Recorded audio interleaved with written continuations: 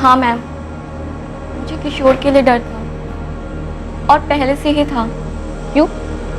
उसके पापा कॉर्पोरेटर है। किसके पापा? सूरज के पापा। और सूरज ने किशोर को धमकी दी थी। किशोर नहीं, किशोर, किशोर छोड़ो उसे, किशोर, किशोर मत करो, छोड़ो उसे, सूरज नहीं,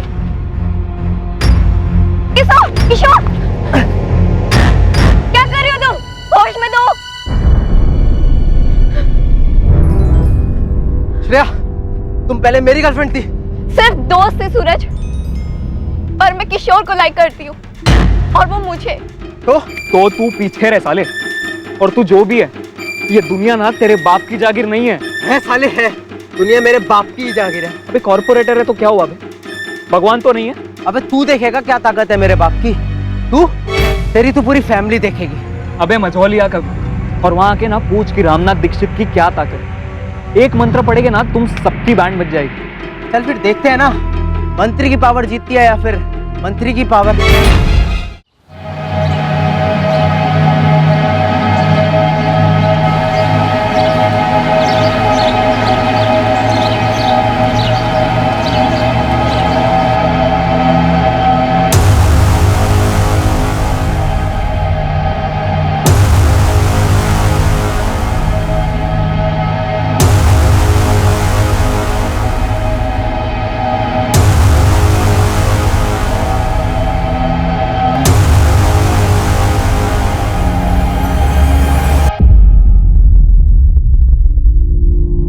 ये बला टल जाएगी मुकेश, ये बला जल्दी टल जाएगी। कितनी जल्दी रामनाथ जी?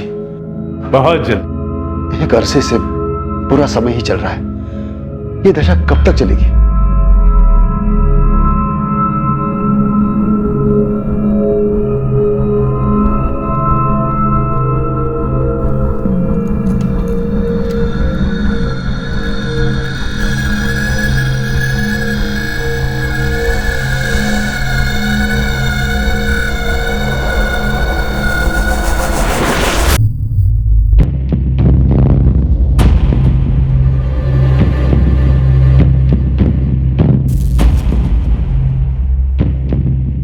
तीन हफ्ते मुकेश, सिर्फ 3 हफ्ते। 3 हफ्तों के बाद तुम्हारी तकदीर बदल जाएगी मुकेश। उज्जवल भविष्य नजर आ रहा है मुझे। तुम्हारे आसपास जितनी भी मुश्किलें हैं सब धीरे धीरे गायब हो जाएंगी। बहुत बहुत धन्यवाद रामनाथ जी, बहुत बहुत धन्यवाद। आप जैसा कहेंगे मैं वही करने के लिए तैयार हूं। बस एक बार ये दशा टल जाए। क्या किसी इंसान के पास दूसरे इंसान का भविष्य देखने की शक्ति हो सकती है? क्या कोई किसी के आने वाले कल को अच्छे या बुरे कल में बदल सकता है? क्या जीवन के गंभीर मसलों का हल चमत्कारी ताकतों से पाया जा सकता है?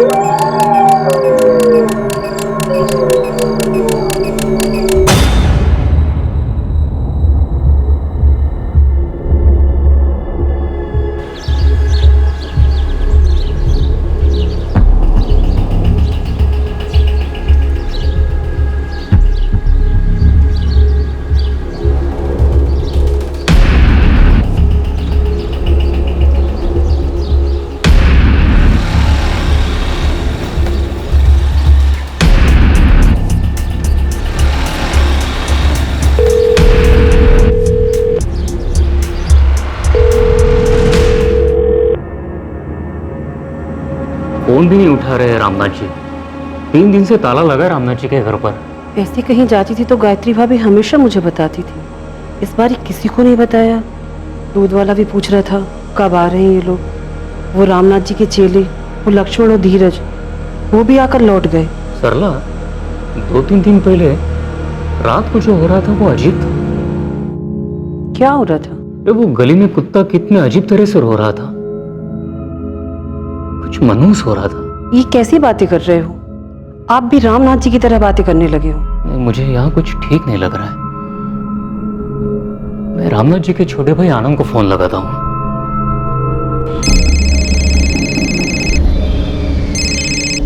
नहीं रोहित, रामनाथ भैया ने मुझे कुछ नहीं बताया। हुआ क्या? नहीं, बस वो फोन नहीं उठा रहे हैं और 3 दिन से घर पर ताला है। 3 दिन से ताला लगा हुआ घर पे? हाँ आनंद, मैंने आखिरी बार उन्हें 16 जुलाई को देखा था, उसके बाद कोई भी नहीं दिखा।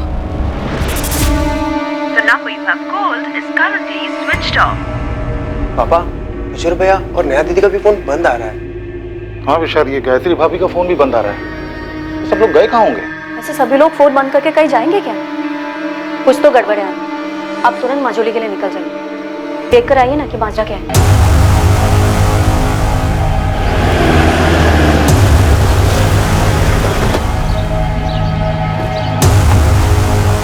सर, मैं आनंद दीक्षित, रामनाथ दीक्षित का छोटा भाई। हो सकता है वो किसी ऐसी जगह पर गए हों जहां मोबाइल का नेटवर्क ना मिलता हो। नहीं सर, ये रोहित जी हैं, भैया के पड़ोसी। सर, ये धीरज है, ये लक्ष्मण है, भैया के शिष्य हैं। इनमें से किसी को भैया ने कुछ बताया नहीं कहीं जाने के प्लान के बारे में। तो आप चाहते हैं कि हम ताला तोड़े और अंदर देखें? मुझे लगता है यही ठीक रहेगा सर।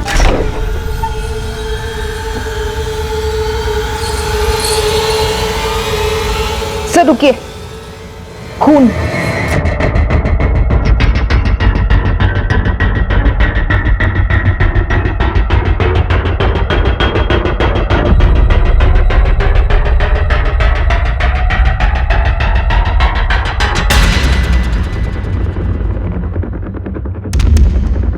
भाविका, अंदर देखो। Yes sir.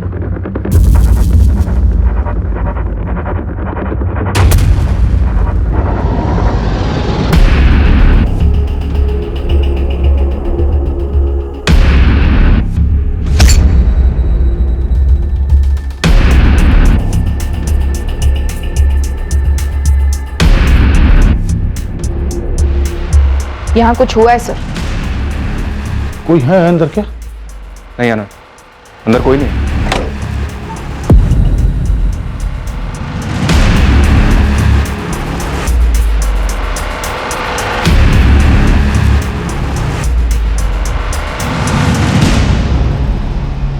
यहाँ जिस तरह से कपड़े बिखरे हुए हैं, लग रहा है जैसे कोई कुछ ढूंढ रहा था। सर, दूसरे वाले बेडरूम की अलमारी और लॉकर भी खोले गए। सर, अलमारी आधी खुली हुई थी, लॉकर भी मैंने खुला पाया, पूरा खाली। ये रामनाथ जी तिजोरी में जेवर कैश कुछ रखते थे क्या? होंगे सर, और रामनाथ भैया के जितने क्लाइंट हैं, मतलब जितने लोग मिलने आते हैं, वो कैश में पेमेंट करते हैं। कभी कभार तो गोल्ड में पेमेंट होती है। गोल्ड में? जी सर, लेकिन हुआ क्या है यहाँ? मेरे भैया भाभी और उनके बच्चे कहाँ हैं?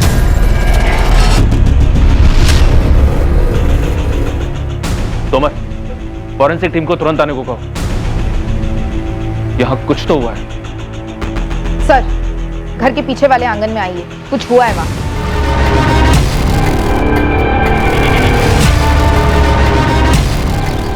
सर, यहाँ खुदाई हुई, फिर ढका गया है, फ्रेश लगता है।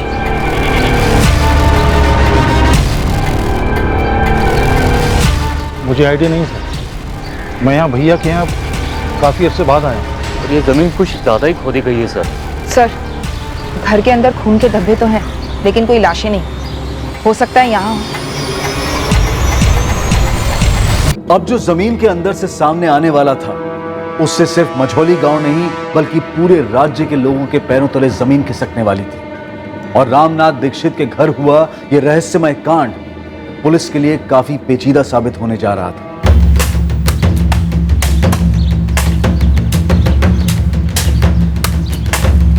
आराम से खोदो, आराम से।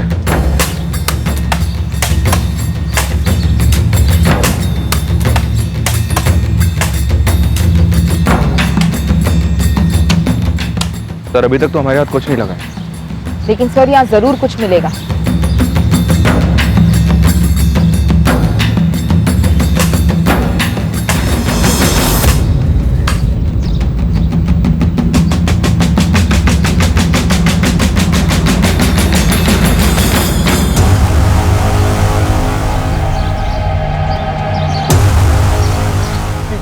ये तो रामनाथ भैया है।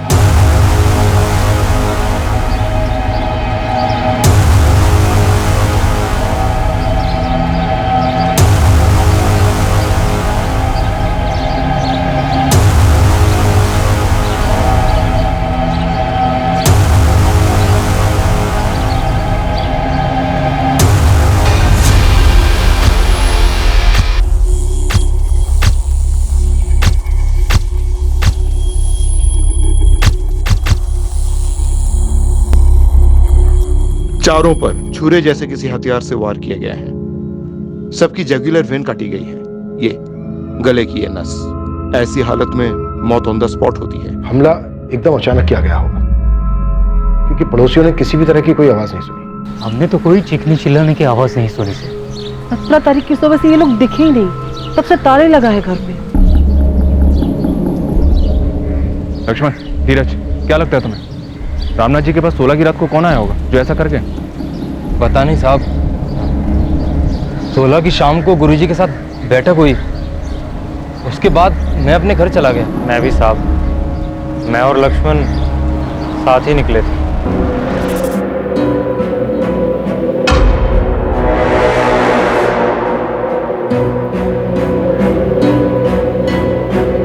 लक्ष्मण, उस रात कोई आने वाला था क्या रामनाथ जी से मिलने? गुरुजी ने तो ऐसा कुछ बताया नहीं।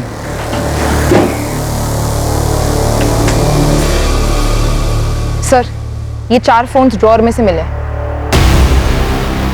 इन्हीं चारों के होंगे, रामनाथ जी, उनकी वाइफ गायत्री और बच्चे नेहा और किशोर। कम से कम 72 घंटे। 72 घंटे, इससे ज्यादा हो भी नहीं सकते, क्योंकि 16 जून की शाम को इन सबको देखा गया था और 17 तारीख से घर पर ताला लगा है। अजीब बात है इंस्पेक्टर, 16 की रात 4 कत्ल होते हैं, लेकिन पड़ोसी को भनक तक नहीं लगी।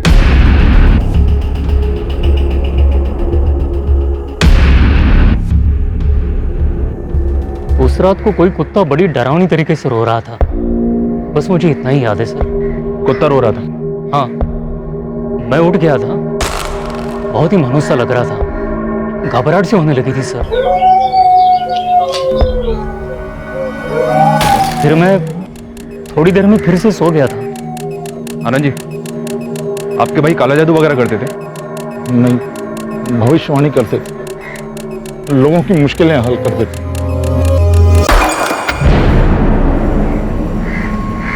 तुम दोनों रामनाथ जी से क्या सीख रहे थे?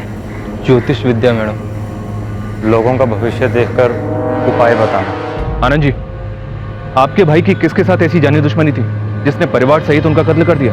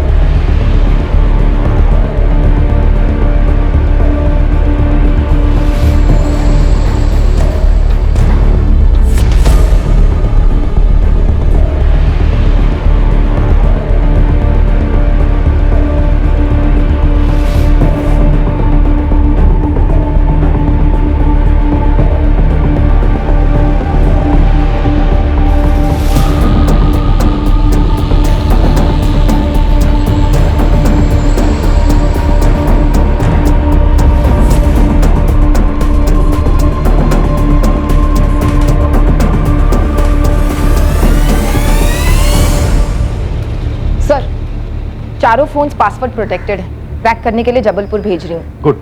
और फोरेंसिक ऑफिसर को बोलना जितना ज्यादा जल्दी हो सके उतना जल्दी। घर से कुछ पता चला क्या क्या चुराया गया? रामनाथ जी के भाई आनंद को एग्जैक्टली तो नहीं पता, लेकिन उनका इतना कहना है कि लॉकर में काफी कैश और ज्वेलरी रही होगी।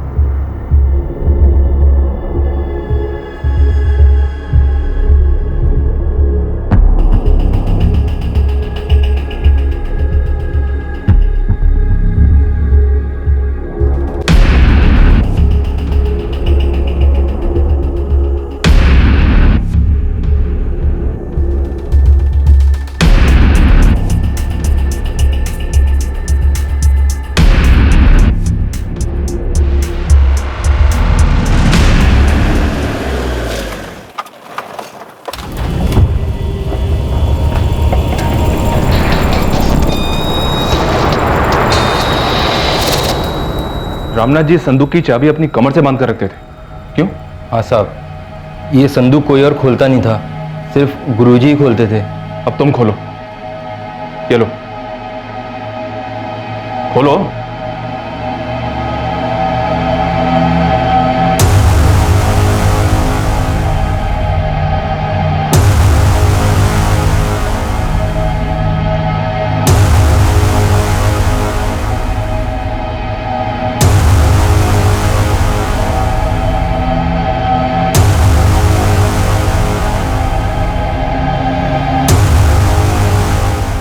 जिसने भी ये मर्डर किए वो अलमारी से शायद कैश और ज्वेलरी दोनों ले गया, फिर उसने एक संदूक क्यों नहीं खोला होगा? हमें कैसे पता होगा साहब? ये संदूक के अंदर क्या चीजें हैं? साहब ये गुरुजी की चीजें हैं, हमारे लिए तो संदूक को छूना भी मना था। ये उनके तंत्र मंत्र का सामान है क्या? साहब हमें सच में नहीं पता। लक्ष्मण, धीरज, ऐसा कौन हो सकता है जो तुम्हारे गुरुजी और उनके पूरे परिवार की हत्या कर दे? साहब मुझे नहीं लगता ऐसा कोई था, और अगर कोई था तो मुझे कोई अंदाजा नहीं है। साहब मुझे भी नहीं पता, गुरुजी और उनके परिवार को कोई क्यों मारेगा? वो तो बहुत भले आदमी थे, उन्होंने तो कभी किसी का बुरा भी नहीं किया। तुम दोनों का इस घर में बराबर आना जाना था। अब तुम दोनों हमें ये बताओ, ऐसा और कौन है जो हमारी मदद कर सकता है? वो गोपाल से आपने बात की? गोपाल जोशी। गोपाल रामनाथ दीक्षित के शिष्य हो तुम? जी, काफी कुछ सिखाया है गुरुजी, उनकी दी गई विद्या से, उनकी कृपा से आज मेरे खुद का व्यवसाय जम गया। आखिरी बार कब मिले थे रामनाथ दीक्षित से? कुछ रोज पहले रास्ते पे मिले थे। हमेशा की तरह उनका मुस्कुराता हुआ चेहरा। गोपाल रामनाथ दीक्षित को गला काट के मार दिया गया, पूरे परिवार की हत्या कर दी गई है उनके।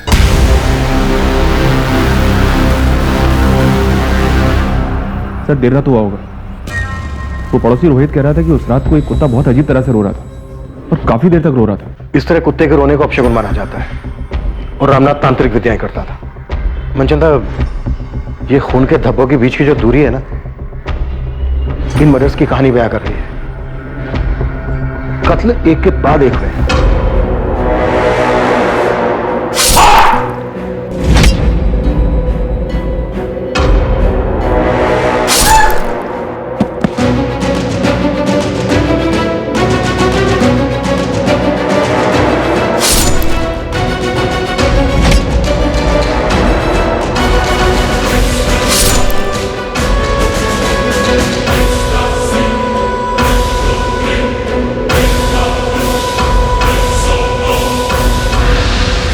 सिर्फ इतना ही नहीं, रामनाथ दीक्षित की पत्नी गायत्री और उनकी बेटी नेहा के साथ बलात्कार भी किया गया। यह बलात्कार कत्ल के बाद हुआ है inspector. Doctor, you mean necrophilia? Yes, necrophilia, लाशों के साथ संभोग की विकृति। कौन हो सकता है वो जो ये सब कर सकता है? सर मुझे समझ में नहीं आ रहा कौन कर सकता है। रामनाथ जी जैसे भले इंसान, उनका भला परिवार, और ये हमला सिर्फ चोरी के इरादे से किया गया है? ऐसा बिल्कुल नहीं। 4-4 मर्डर करना, घर लूटना, फिर चारों लाशों को यहाँ घर के पीछे के आंगन में दफनाना, ये मर्डर्स लूट और चोरी की वजह से किए गए नहीं लगते। क्योंकि अगर ऐसा होता तो लाशों को दफनाता क्यों? राइट सर, डाका डालने वाले अक्सर मर्डर्स करते हैं, सेक्सुअल असॉल्ट भी करते हैं। कब्रें खोदने के लिए कोई इतनी मेहनत करेगा, वक्त जाया करेगा? बिल्कुल नहीं। और जो चोरी हुई है वो इतनी चालाकी के साथ हुई है कि पहले हमारी नजर में ही नहीं आई। और वो बाहर दरवाजे के ताला लगाना, कौन सा चोर ऐसा करता है?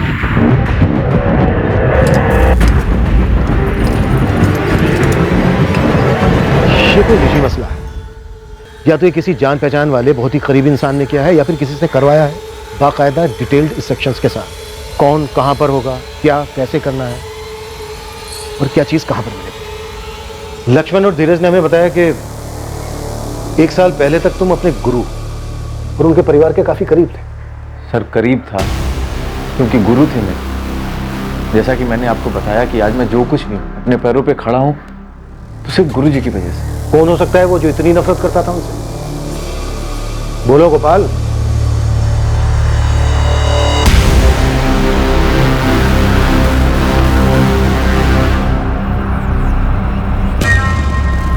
दावे के साथ तो नहीं कह सकता, लेकिन उनके छोटे भाई आनंद।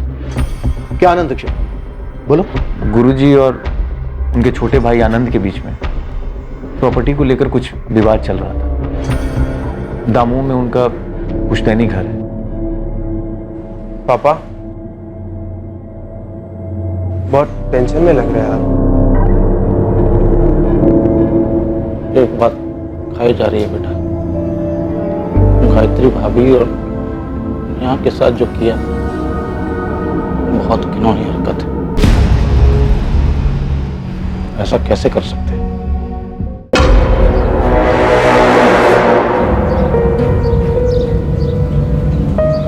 लक्ष्मण, क्या तू भी वही सोच रहा है जो मैं सोच रहा हूँ?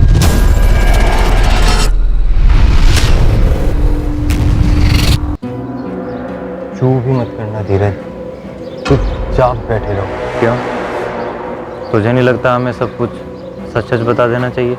सच बताने जाएंगे तो हमारी जान पर आएगी। तुझे इतना तो समझ आ रहा है ना कि पुलिस को हम पे शक है। बिल्कुल समझ रहा हूँ मेरे भाई, इसीलिए बोल रहा हूँ, मुंह बंद रखना है हमें, एकदम बंद। इन 4 भयंकर हत्याओं के रहस्य की एक चाबी थी। ये चाबी वो एक बात थी जिसके बारे में रामनाथ दीक्षित के शिष्यों लक्ष्मण और धीरज ने चुप्पी साधने का फैसला कर लिया था। ये कोई साधारण चोरी के दौरान हुआ हत्या का मामला तो बिल्कुल ही नहीं था। अब सवाल यह था कि नौजवान कब तक खामोश रह पाते और इस केस का सच कब तक छुपा रहता।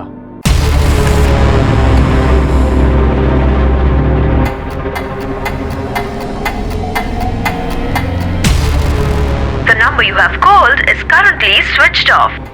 गिरी, ये नंबर 4445791124 फोन कंपनी से पता करो किसका है, अर्जेंट। जी मैडम।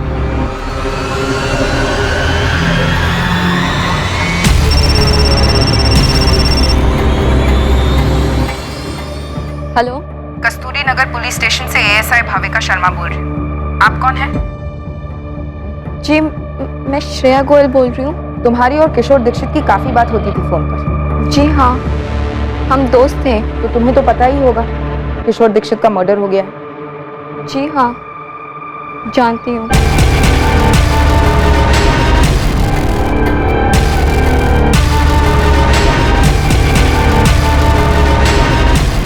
साहब मैंने पता किया, दमोह में पुश्तैनी घर को लेकर दोनों भाइयों में काफी खटास थी। तो ये गोपाल जो बता रहा था रामनाथ के भाई आनंद के बारे में, वो सच है? बिल्कुल सच है। एक मिनट गोपाल, रहने दो इसे। ये मेरा छोटा भाई ये चाहता है कि वो दमोह वाला घर पे पूरा इसके नाम कर। 15 लाख देने थे, 8 दे चुका है, 7 बाकी है। मैं इससे कह रहा हूं कि भाई वो 7 लाख दे दो तो मैं कागजात पे साइन कर देता हूं। मैं गलत कर रहा हूं? बिल्कुल गलत नहीं कह रहे हैं आप। अगर आपकी जगह पे आनंद जी होते तो क्या वो साइन करते? अपना काम करो गोपाल। और भैया घर के मामले में बाहर वालों को क्यों ला रहे हैं आप? 7 लाख देने दे दूंगा मैं, कहीं भागा जा रहा हूँ क्या? अरे तो मैं भी कहां भागा जा रहा हूं आनंद। देखो भाई, हिसाब साफ होना चाहिए, आसानी रहेगी सबके लिए। अब रामनाथ तो रहा नहीं और ना उसका परिवार, तो सारी जमीन अब सिर्फ आनंद दीक्षित की। हाँ मैम, मुझे किशोर के लिए डर था और पहले से ही था। क्यों? उसके पापा कॉर्पोरेटर हैं। किसके पापा? सूरज के पापा। और सूरज ने किशोर को धमकी दी थी। किशोर नहीं, किशोर, किशोर छोड़ो उसे, किशोर, किशोर मत करो, छोड़ो उसे, सूरज नहीं, किशोर, किशोर, क्या कर रही हो तुम? होश में दो। श्रेया, तुम पहले मेरी गर्लफ्रेंड थी। सिर्फ दोस्त थे सूरज, पर मैं किशोर को लाइक करती हूँ और वो मुझे। तो तू पीछे रह साले, और तू जो भी है, ये दुनिया ना तेरे बाप की जागीर नहीं है। है साले है, दुनिया मेरे बाप की जागीर है। अबे कॉर्पोरेटर है तो क्या हुआ बे? भगवान तो नहीं है? अबे तू देखेगा क्या ताकत है मेरे बाप की। तू, तेरी तो पूरी फैमिली देखेगी। अबे मझौलिया कभी, और वहां के ना पूछ कि रामनाथ दीक्षित की क्या ताकत है। एक मंत्र पड़ेगा ना, तुम सबकी बैंड बज जाएगी। चल फिर देखते हैं ना, मंत्री की पावर जीतती है या फिर मंत्री की पावर।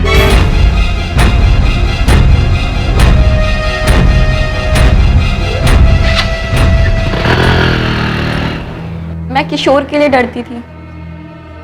सूरज ने किशोर को धमकाया था कि वो उसको और उसकी फैमिली को सबक सिखाएगा। जब 3 दिन तक मैं किशोर से कांटेक्ट नहीं कर पाई, उस दौरान मुझे सूरज मिला। श्रेया, बैठ ना, कॉलेज ड्रॉप कर देता हूँ तुझे। No thank you. अच्छा सुन ना, यार वो नहीं दिख रहा, क्या नाम था उसका? हाँ किशोर, कहाँ गया? सूरज, किशोर कहाँ है? मुझे क्या पता, ध्यान में लगा कर बैठा होगा ना अपने बाप जैसी पावर पाने के लिए। मैं पूछ रही हूँ किशोर कहाँ है? देख श्रेया, तेरे लिए अच्छा यही रहेगा कि तू भूल जा उसको। तू मेरी है, लौट आ मेरे पास, तुझे वापस आना ही होगा। तुम्हें लगता है सूरज का कोई हाथ है इस हत्याकांड में? वो बहुत पावरफुल लोग हैं, उनके कनेक्शंस ऊपर तक हैं। वो कुछ भी कर सकते हैं या करवा सकते हैं। मैम,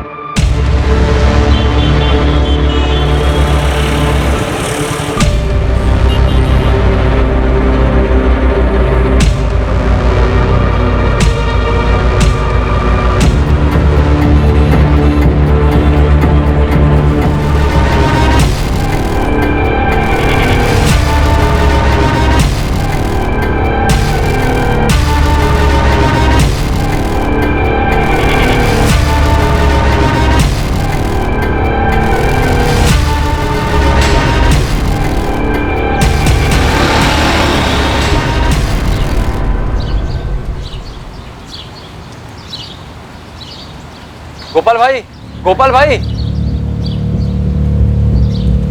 भैया, वो लक्ष्मण और धीरज मिलने आए हैं।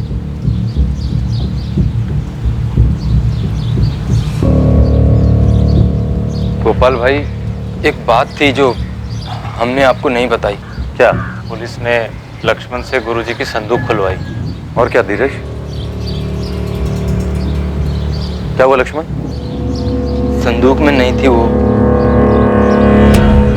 हमें पता है आनंद, तुम्हारी अपने भाई रामनाथ दीक्षित के साथ अनबन चल रही थी पुश्तैनी घर को लेकर। इस वक्त हमारे पास कोई सबूत नहीं है जो तुम्हें इस जुर्म से जोड़े। अब तुम्हें बताओ, तुम अपना जुर्म खुद कबूल करोगे या फिर हम हमारे तरीके से कबूल करवाएं? कम से कम 2 लोग थे, शायद 3, जिन्होंने रामनाथ दीक्षित और उनके परिवार की हत्या की। इस सब की लाशों को घर की बैक साइड में दफना दिया। और इतना ही नहीं, तुम्हारी भाभी और भतीजी के साथ उन्होंने रेप भी किया है। ये किराए के लोग भी हो सकते हैं और एक ना एक दिन हम इन्हें धर ही लेंगे। फिर ये लोग हमें बताएंगे कि किसने उन्हें सुपारी दी थी।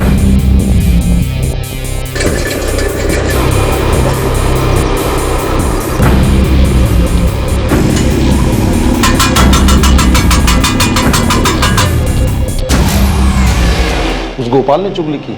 हम तुम तक पहुंच गए आनंद, अब ये मैटर नहीं करता है कि रास्ता हमें किसने दिखाया। मुझ तक तो पहुंचना ही था सर।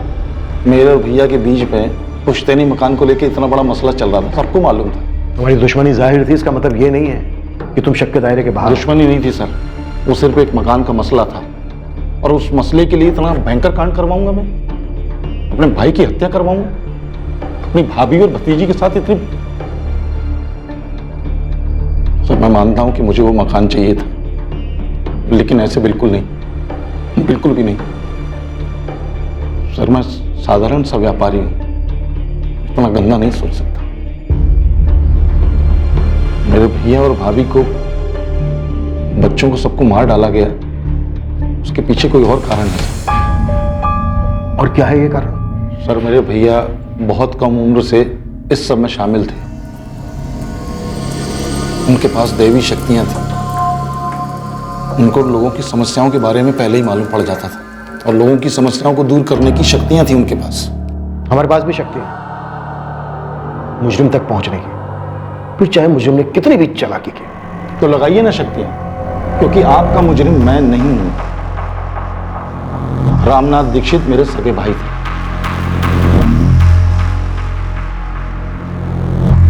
माधव रघुवंशी नाम है सर।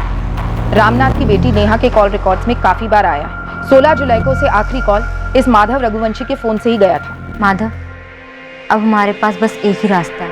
मैं कब से तैयार हूँ। तुम तैयार हो? ठीक से सोच लो, सच में तैयार हो? मैं तैयार हूँ। मैं तुम्हारी होने के लिए कुछ भी कर सकती हूँ। तो आज रात कर दें? हाँ, जब बोलो तब। 16 जुलाई की रात को फैमिली को आए कॉल्स में से ये लास्ट कॉल था? जी सर। इस माधव को ले आओ। हो सकता है नेहा ने माधव को कुछ बताया हो, उस रात कुछ हुआ हो इस कांड से।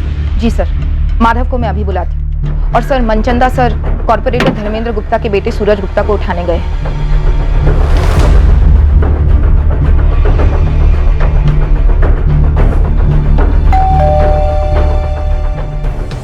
इंस्पेक्टर, तुम मेरे ही घर में घुसकर मुझसे ये पूछ रहे हो कि मेरे बेटे ने यह कांड किया और इस कांड को अंजाम तक पहुंचाने में मैंने इसकी मदद की है, वो भी उस किशोर के साथ हुए पिद्दू से झगड़े के लिए। मैं एग्जैक्टली यही पूछ रहा हूं।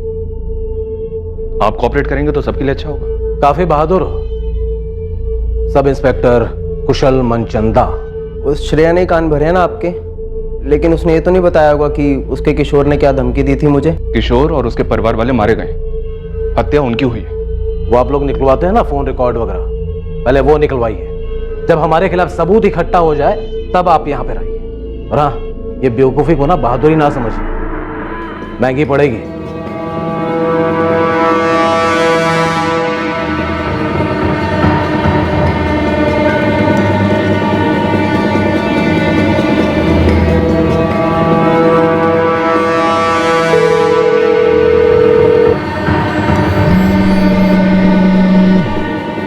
श्रेया, तुझे दिखता क्यों नहीं है? हमारी तकदीर में था मिलना और तकदीर ही मिला रही है।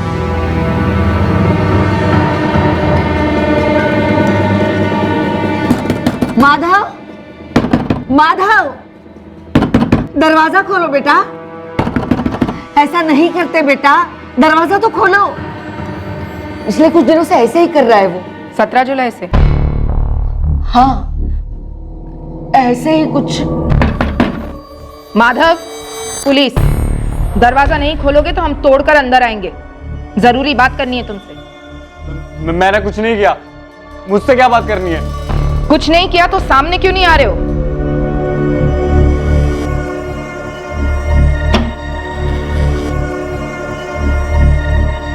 सोलह जुलाई की शाम को उस घर में आखिरी कॉल तुम्हारा था, नेहा दीक्षित को। क्या बात करनी है आपको? बात थाने में होगी। देखो माधव, चुप रहकर तुम अपनी खुद की कब्र खोद रहे हो और हमें यह सोचने पर मजबूर कर रहे हो कि रामनाथ और उसके परिवार की कब्र तुम ही ने खोदी। नहीं सर, ये क्या बोल रहे हैं आप? तो सच क्या है? क्या हुआ था?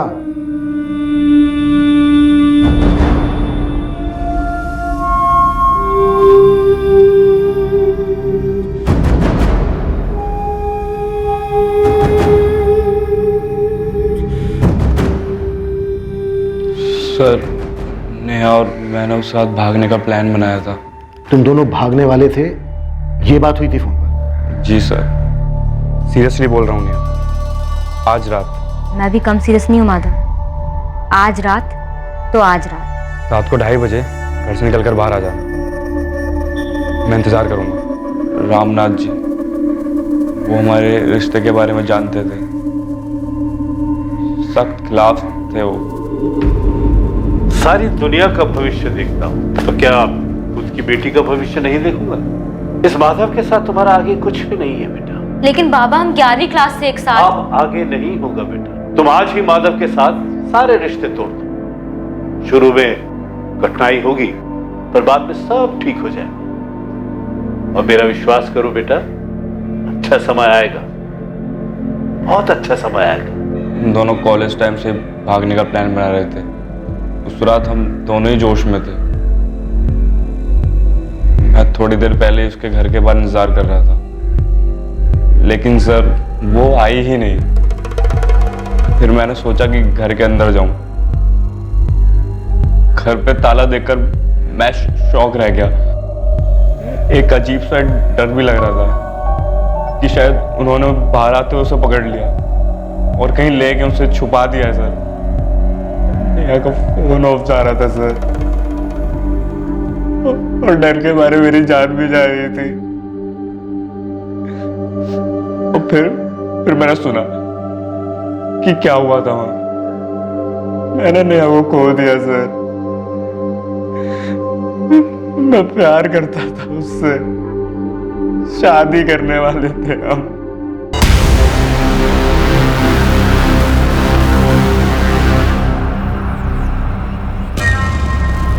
माधव को क्लीन चिट देना बनता नहीं, कुछ तो छुपा रहा है।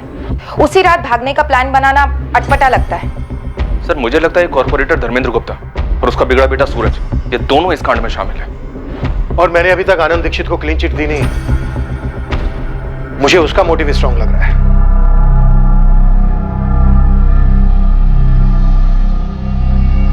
पूछना तो नहीं चाहिए, फिर भी पूछ रही हूँ, क्या यह घर अब पूरा आपके नाम पे हो जाएगा ना? पूछना नहीं चाहिए था और सोचना भी नहीं चाहिए था। सोच लिया है, पूछ लिया, तो एक बात ध्यान से सुनो, यहाँ मोहल्ले की औरतों के साथ गपशप में इस बात का जिक्र गलती से भी नहीं आना चाहिए। दुनिया भर के लोगों को आने वाले खतरे की चेतावनी देते रहे भैया, और अपने ऊपर टूटने वाले खतरे को भांप नहीं पाए। क्या पुलिस को संदूक में से यंत्र मिला?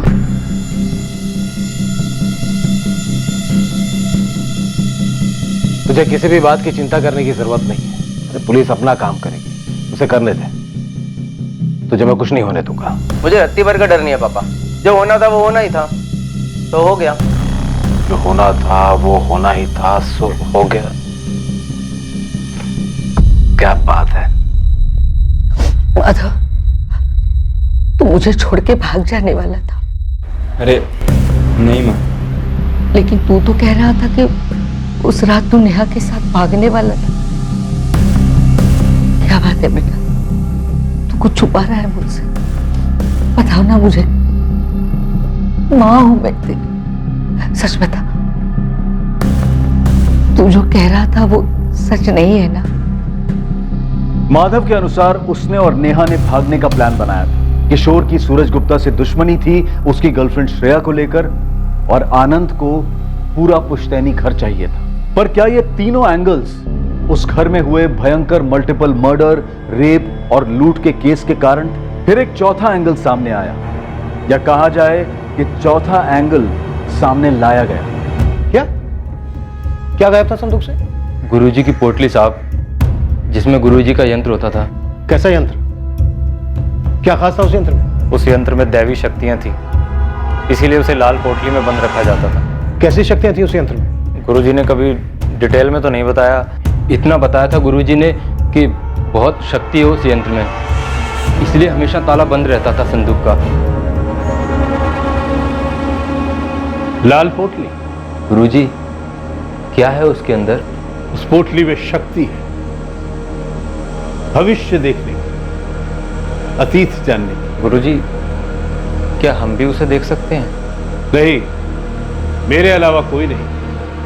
तुम दोनों से पहले भी कई लोगों ने उसके बारे में मुझसे पूछा, उसे छूने के लिए, उसे देखने के लिए, लेकिन कोई फायदा नहीं। वो सिर्फ मेरे लिए बनी। दूसरों की जिंदगियों का भूत, वर्तमान, भविष्य जानना इस विद्या का सबसे कठिन लक्ष्य। विचलित मन इस विद्या का दुश्मन है। तुम दोनों का मन भी आज विचलित है, ये जानने के लिए कि इस पोटली में क्या है। जब आपने संदूक खुलवाई तो उसके अंदर वो लाल पोटली नहीं थी साहब।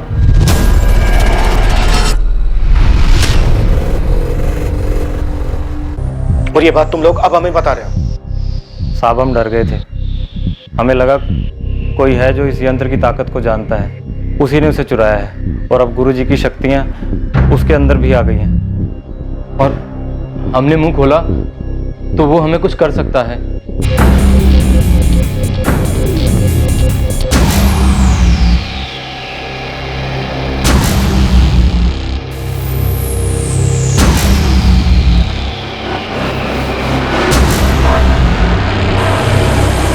और अब ये सब हमें बताने की हिम्मत कहां से आ गई तुमने?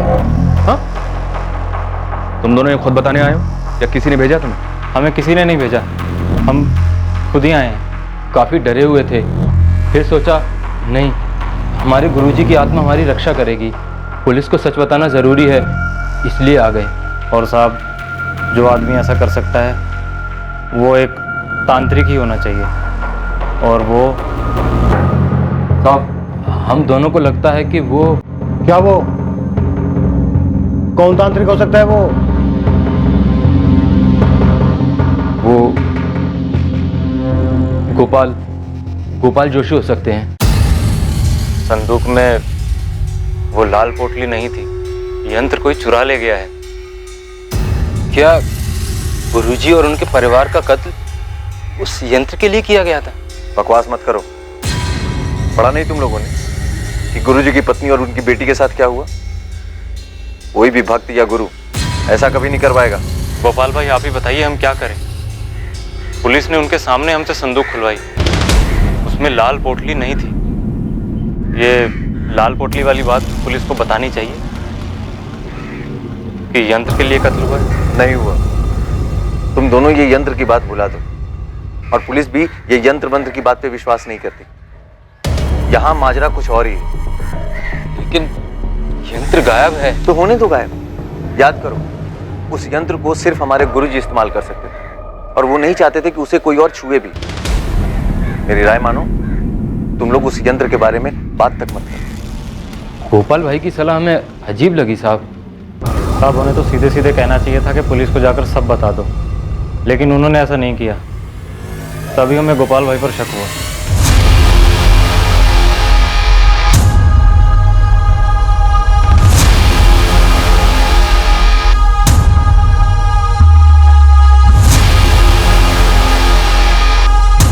यंत्र? क्या बकवास है सर? सर, आस्था है लोगों की। जो ये रामनाथ करता था वैसे तो बहुत सारे तांत्रिक करते हैं, लेकिन सर इस रामनाथ के पास काफी लोग आते थे इस यंत्र के जरिए अपनी भविष्यवाणी को सुनने के लिए, अपने बुरे वक्त को टालने के उपायों को जानने के लिए। लेकिन ये यंत्र दिखता कैसा है और किस चीज का बना है? ये धीरज और लक्ष्मण का अचानक हमारे पास आकर इस यंत्र के बारे में बताना, अगर ये जेन्युइन टिप नहीं है तो फिर ये क्या है और क्यों है? संदिग्धों की सूची में अब एक नया नाम जुड़ा। क्या इस नए संदिग्ध गोपाल का सामने आना दरअसल पुलिस को गुमराह करने की एक चाल थी, ताकि वो लोग जो पहले से पुलिस के रडार में हैं वो बच निकले? क्या किसी इंसान के पास ऐसी चमत्कारी शक्तियां हो सकती हैं जिससे वो किसी दूसरे इंसान के अतीत को पढ़ सकता है और उसके भविष्य को देख सकता है? रामनाथ दीक्षित के संदूक से एक रहस्यमयी लाल पोटली भी चोरी हुई थी, जिसमें ये तथाकथित जादुई यंत्र था जिसे रामनाथ हमेशा सबसे छुपाए रखते थे। इस मल्टीपल मर्डर और रेप केस के पीछे असली कारण क्या था? पुलिस के लिए इस केस के सारे एंगल्स को छांटकर जुर्म की कहानी और मुजरिम की शक्ल दोनों को सामने लाना काफी मुश्किल साबित होने वाला था। लेकिन पुलिस असली गुनहगार तक पहुंची, और जब इस गुनाह का असली मकसद सामने आया तो सब के सब बुरी तरह से हिल गए। हम इस केस को अंजाम देंगे इसके दूसरे और आखिरी भाग में। अब मैं अनूप सोनी आपसे विदा लेता हूं, फिर मुलाकात होगी। याद रखें, आपके और क्राइम के बीच में सिर्फ इतना फर्क है कि आप कितने सतर्क हैं। सतर्क रहें, सुरक्षित रहें। जय हिंद।